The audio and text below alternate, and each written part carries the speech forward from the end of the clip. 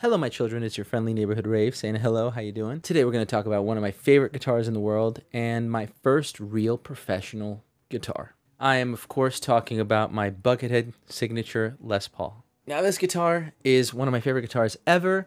I love it so much. Fun fact, when I first bought this guitar, I was so in love with it. So in love with it that I wrote a review on it on ultimateguitar.com. And people hated me because I gave it all 10s. But I stand by that review to this day. It is the perfect guitar for me. I love it so much. And so much of what I am as a guitar player and who I am and how I play is because of this guitar. I went from this baby to this one. It was a massive leap, but a very transformative and transitional one for me. And there were, yes, guitars in between there, but they didn't stick around because they didn't reflect me. Whereas this guitar was such a blank canvas and unlike any other guitar that I've ever come across that it left room for me to explore me and my sound and what I wanted to do with the instrument. So let's discuss this instrument a little bit. This guitar is obviously made by Gibson, and it is a Gibson Les Paul that has been modified and customized to Buckethead's specifications. Buckethead, for those who are unaware and uninitiated, is one of the greatest guitar players of all time. I'm not kidding. I will fight you. He is one of the most versatile guitar players. He has something like 400 plus albums that he's released. He is a beast and a robot. He's a monster. And he's really good at what he does. And it shows. So naturally, somebody as unique and singular in his vision and approach would need a tool that would enable him to create as only he can.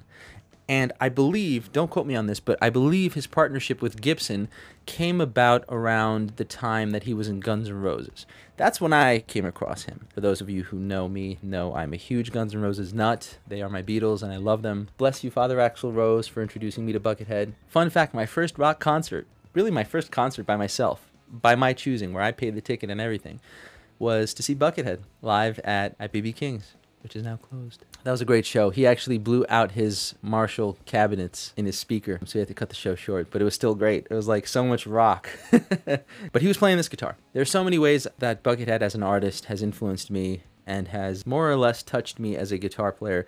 And I could go on for days about that, but that's not what this video is about. We are going to talk about this baby. He commissioned Gibson to create a Les Paul because in Guns N' Roses, they were very much a Les Paul band. And if you look back to his VMA performance, I forget if it's 2004, 2005, something like that, when Guns N' Roses came back to close out the VMAs, Buckethead was there, so was Robin Fink, and the two of them were rocking out Les Pauls.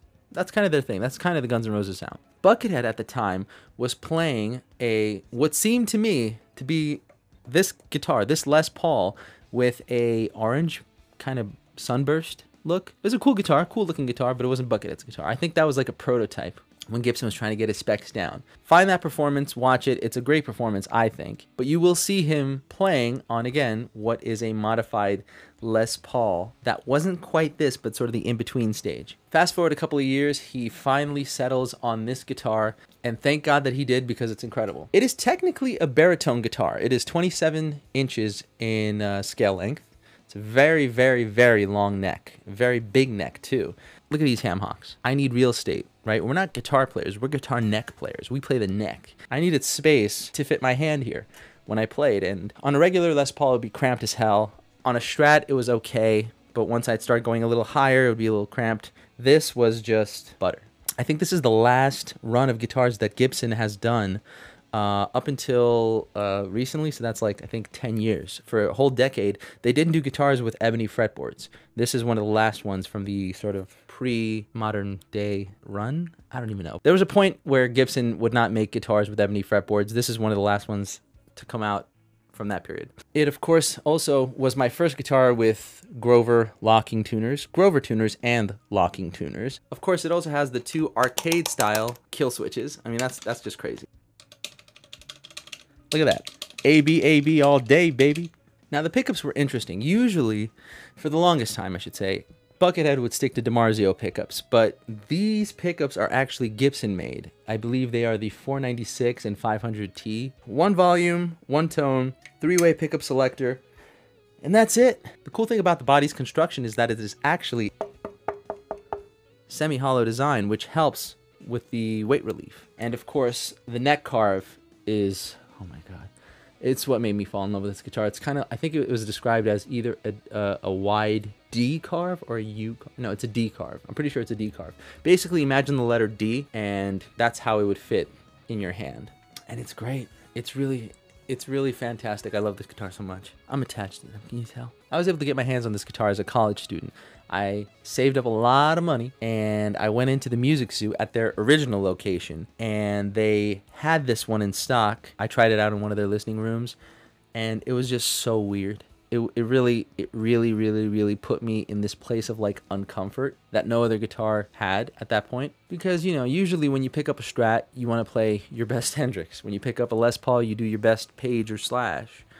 When you pick up a Rickenbacker, you do your best, I don't know, Beatles or Tom Petty. But with this, it was such a weird guitar. Yeah, you could do your best Buckethead, but good luck with that. So all that's left really is you and the instrument. That forces you to get creative. And these guitars went out of production the following year that it was introduced. Gibson did try to do a studio version / model of this guitar, but at that point it had some features that I wasn't too crazy for the price. As mentioned before, they no longer had access to ebony fretboards, so they had this brown fretboard that I'm not sure if I'm going to pronounce this the right way, but it was called Richlight. Looked weird on this kind of industrial design. The brown looked out of place. Additionally, I believe the studio model also had a satin finish instead of a gloss. Pickups were the same. Size, construction, build was the same. Didn't have binding though, but virtually everything else about it was the same. I remember wanting to buy that studio model because I loved this guitar so much, and I did not want to, take this on tour. I did not want to go on the road with this guitar. I didn't want to play shows with this guitar because, for those who are unaware, when you take a guitar on the road, it will get dinged. It will get damaged. It will get hurt. That's the name of the game. I didn't want that for this guitar. So I figured if I buy the studio model, if that gets damaged, it won't be as bad if this baby does. So I went again to the Music Zoo, tried out the studio model, and though it felt the same, it also didn't. In my opinion, the satin finish on the studio model looked like it would just be torn up in seconds. Satin finishes in and of themselves, depending on the guitar and the company, they can last a while or they won't. Some people like it when they don't because it gives it that worn-in feel. I didn't really care. What I didn't like was on the neck how you could feel the pores of the wood. That bothered me because I have guitars that have, for example, nitro finishes versus satin finishes on the neck, but they were always smooth. It didn't have like these bumps like you would feel on Brazilian rosewood necks from PRS. I don't like that feel. Another thing was I really didn't like the look. It looked like a Lego block almost. And that fretboard was so brown looking. It looked like milk chocolate. And I love milk chocolate, but the blackness of the ebony, man. I mean, and all those features, they're not bad. They weren't deal breakers, but they just weren't worth the price that Gibson was asking for, in my opinion. But I'm sure it's still a great guitar. I know a couple of years after that, Gibson released a SG baritone guitar that was white, that had a 27-inch scale length, and pretty much looked like this Les Paul's younger cousin. I played that guitar too, actually, at a Sam Ash, and it was a great guitar. I didn't get that one because it didn't have kill switches. And at the time, I liked kill switches. Also, not a bad guitar. I'd probably pick that guitar up now if I get the chance. This was my first real professional grade instrument. I knew what a master build instrument was because of this instrument. It wasn't even a custom shop. This was part of their core lineup in 2010, 11. I think it was 10. I want to say 10. But it's so incredible. It is a fantastic guitar. I knew what a great quality finish on a guitar is because of this guitar. I know what great cleans on a quality guitar with quality pickups sound like because of this guitar. I fell in love with the cleans on this guitar so much that it's on virtually almost every record I made. If you hear a Spells and Curses song and it has a clean guitar tone, there's a 90% chance it's this. Songs like The Call Out, the solo, yep, Vice Grip, the solo, even the rhythm guitars on that. Actually, all the guitars on Vice Grip and Call Out, actually. This bad boy right here. If Only You Knew, main guitar line. Yeah, it's that clean. Wicked for Days, main guitar line. Yeah, it's that clean. And the great thing about this guitar and its pickups is that it has insane articulation. It's great to run pedals through because you will hear the effect while never sacrificing the tone of the guitar. I remember when I was first trying out this guitar, I was just like so blown away because it's kind of like a bass. I mean, look at how it looks sitting on me. It's a lot bigger and wider and expansive than a regular guitar, and kind of comparable to a bass a little bit. And it does so many sounds really awesomely, from super, super, super heavy kind of metal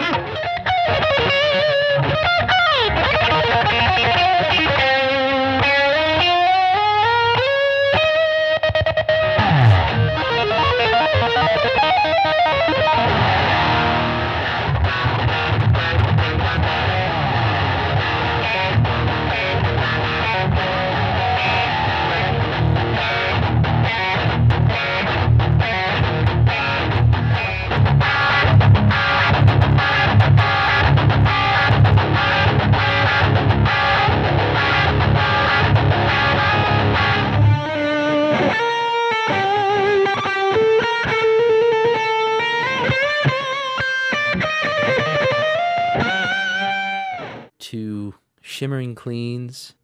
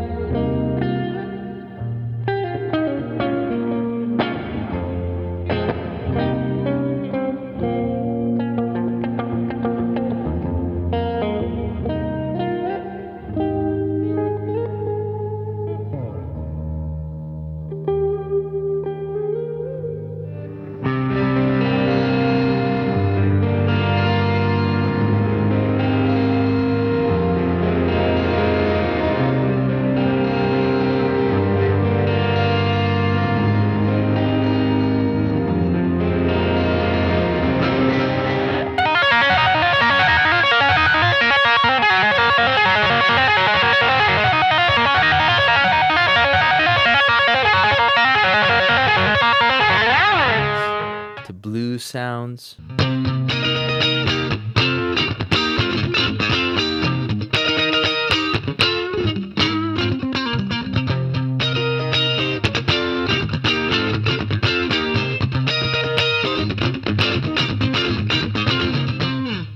To funk sounds.